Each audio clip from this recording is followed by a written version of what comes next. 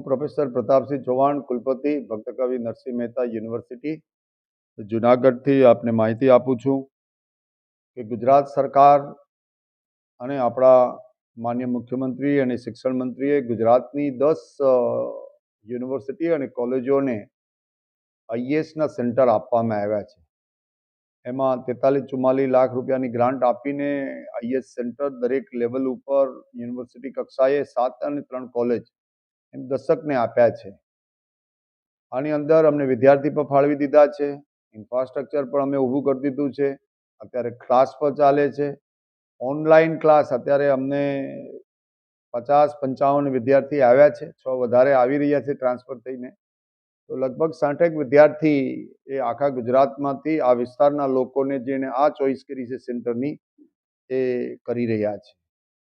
આનો પાછળનો હેતુ એ છે કે ગુજરાતના લોકો આઈએએસ અને આઈપીએસ યુનિયન પબ્લિક સર્વિસ કમિશનની અંદર બહુ ઓછા લોકોની રુચિ છે. તો આપણા જે વિદ્યાર્થીઓ છે એનું સેન્ટર પોતાના ગામમાં મળે, દિલ્હીના એક્સપર્ટ અને આખા ભારતના એક્સપર્ટ ઓનલાઈન 2 વે માધ્યમથી એ બધા જ યુનિવર્સિટીઓમાં મળે અને કોઈ વિદ્યાર્થીને ખર્ચ ન થાય અને ગુજરાતના લોકો બધા આઈએએસ અને આઈપીએસ બને, ઇન્ડિયન રેવન્યુ સર્વિસમાં જાય, ઇન્ડિયન રેલવે સર્વિસમાં જાય, ઇન્ડિયન ફોરેન સર્વિસમાં જાય, એ માટેનું એક કન્ડુસિવ એન્વાયરમેન્ટ રાજ્ય સરકાર એ આખી જ ગુજરાતની બધી યુનિવર્સિટીઓમાં આપી રહી છે. મને લાગે છે કે એની શરૂઆત થઈ ગઈ છે 2 દિવસથી. ભક્ત કવિ નરસિંહ મહેતા યુનિવર્સિટીમાં પણ થઈ ગઈ છે. એના કુલપતિ તરીકે મારે એ જોવાનું છે કે બેઝિક ઇન્ફ્રાસ્ટ્રક્ચર, સુવિધાઓ, એના રિસોર્સ પર્સન, અમારા કોઓર્ડિનેટર, સરકાર તરફથી આવેલા એના જે મૂળ આખા જ પ્રોગ્રામના ડાયરેક્ટર, એ બધી નિમણૂક થઈ ગઈ અને સરકારે બુક્સ પણ મોકલી દીધી છે અને સારા વાતાવરણમાં અત્યારે ડિજિટલ સ્માર્ટ રૂમની અંદર ક્લાસ ચાલી રહ્યો છે.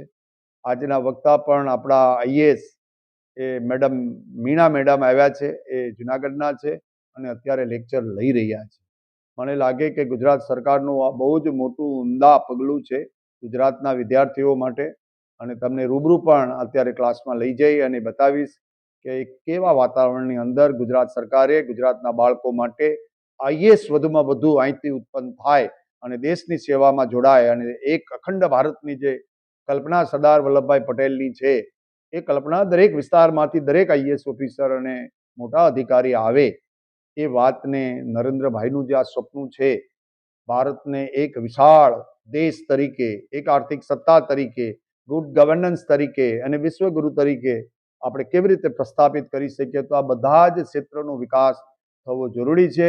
એમાં નાનામાં નાનો સમાજનો વંચિત, પીડિત, જેની પાસે પૈસા નથી, એ ક્યાં આઈએએસ થવા જાય, એનો વિચાર કરીને રાજ્ય સરકારે આ આખી એક વ્યવસ્થા ઊભી કરી છે અને ખૂબ સારી રીતે ગુજરાતમાં એ શરૂ થઈ છે. એમાં ભક્ત કવિ નરસિંહ મહેતા યુનિવર્સિટીમાં પણ એ ખૂબ સારી રીતે થઈ છે અને આજે તમને હું પ્રેક્ટિકલી ક્લાસરૂમની અંદર લઈ જવા માગું છું.